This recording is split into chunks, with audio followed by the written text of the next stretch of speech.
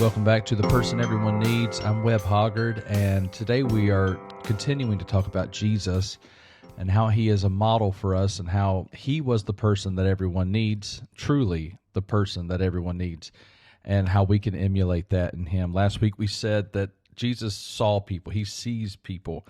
Being aware of others is one of the biggest things that we can do is seeing people where they are.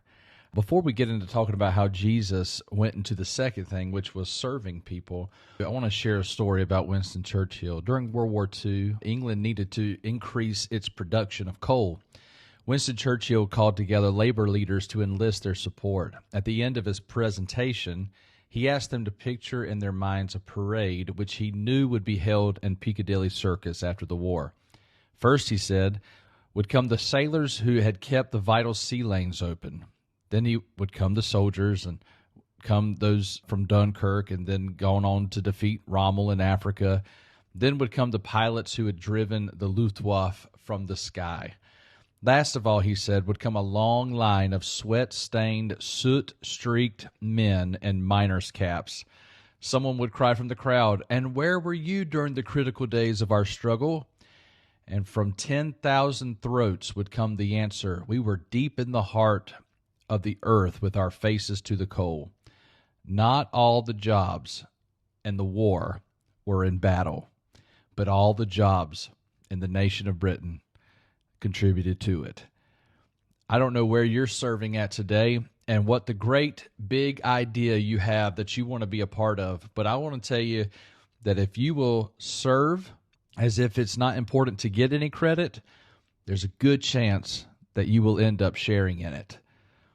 There's a story of Franklin Roosevelt, not one of my favorite presidents of old, but he had a friend named Harry Hopkins who spent the years being one of his closest advisors because he was a friend to Franklin Roosevelt. During World War II, when his influence with Roosevelt was at its peak, Hopkins held no official cabinet position. Moreover, Hopkins' closeness to Roosevelt caused many to regard him as a shadowy, sinister figure. As a result, he was a major political liability to the president. A political foe once asked Roosevelt, "Why do you keep Hopkins so close to you? You surely realize that people distrust him and resent his influence." Roosevelt replied, "Someday you may well be sitting here where I am now as President of the United States. And when you are, you'll be looking at that door over there and knowing that practically everybody who walks through it wants something out of you. You'll learn what a lonely job this is, and you'll discover the need for somebody like Harry Hopkins who asks for nothing except to serve you." Winston Churchill rated Hopkins as one of the half-dozen most powerful men in the world in the early 1940s, and the sole source of Hopkins' power was his willingness to serve. Jesus showed us how to serve.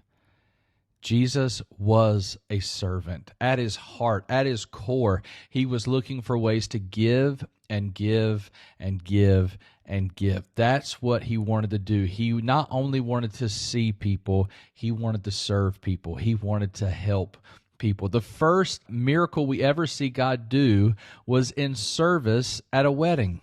They had run out of wine, which is a great source of embarrassment to the family.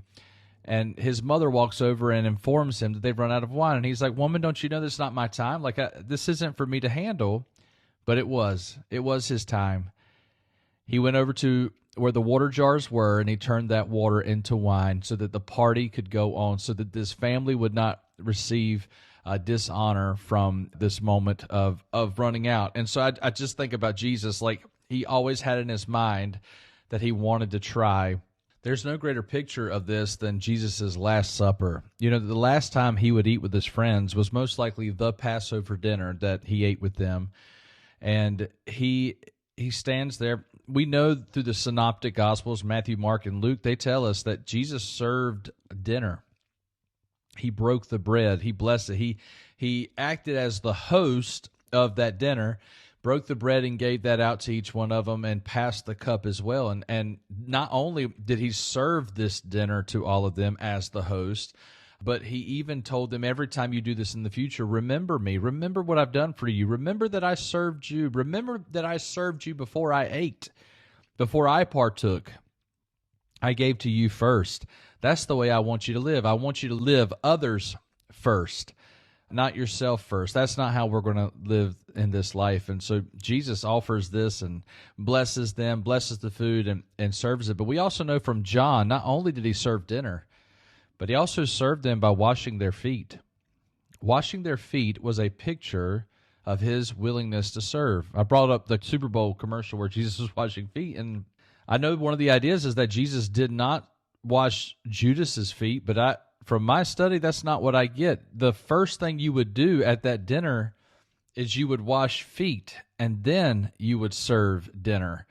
And so if Jesus is washing feet, the chances are is Judas was a part of that. And so if the very one who would betray Jesus, and Jesus knew that's exactly what he was going to do, because later in the dinner he said, go and do what you've decided to do. Go do it quickly. The very people you would think to stay away from that you don't want any part of may be the very people that you have to serve. Maybe in your culture, maybe there's something going on in your life right now. There's a group of people that are against you, and you need to find a way to serve them, to show them that just because they have a problem with you doesn't mean that you have to have a problem with them. You need to be the one who goes across the aisle. You need to be the one that shows some humility. You may be the younger person in the situation, and you're waiting for somebody else to be the grown-up. You might have to be the grown-up. You might have to be willing to wash the very people who are trying to kill your reputation. You might have to find a way to wash their feet, to serve them, to take care of them, to help them, to cover up their sins, to cover up their issues. You might be the very one who has to step out and do that. Jesus did it. Jesus washed the very feet that were going to betray him. Jesus also fed food right to the same person who would betray him a few hours later.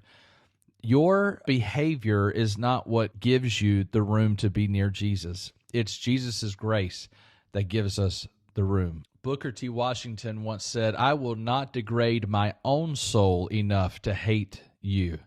And what he was talking about is those who have come against him, those who have attacked him. He said, I will not allow my own soul to go down as far as to dislike you, to hate you. I will continue to serve you.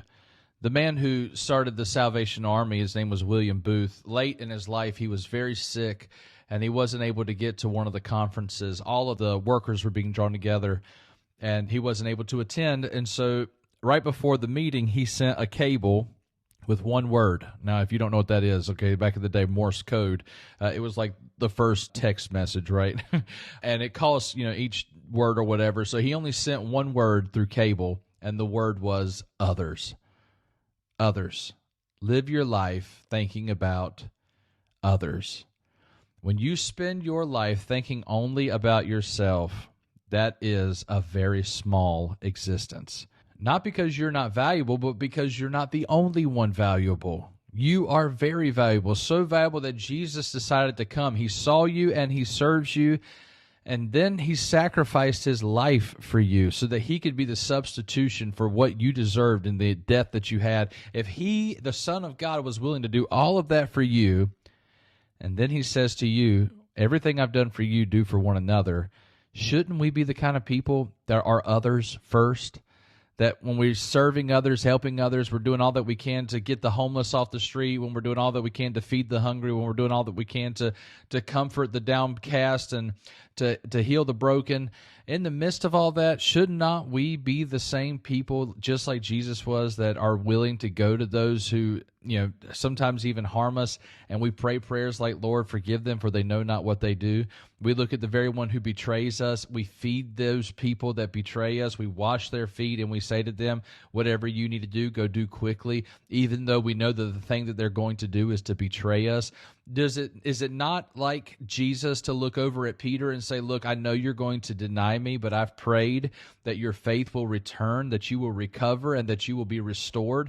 And then one of the very things that Jesus did was that after he had died on the cross, the most horrific death you could ever imagine, and then he descended into hell and preached the gospel, and all of those captives that would like to go to heaven with him, and then resurrected on Sunday morning, and then eventually within within the 40 days after that, he takes a time to go to Peter specifically, and he says, Peter, do you love me? 3 different times. There were 3 denials and then 3 do you love me, because Jesus at his core was someone who served.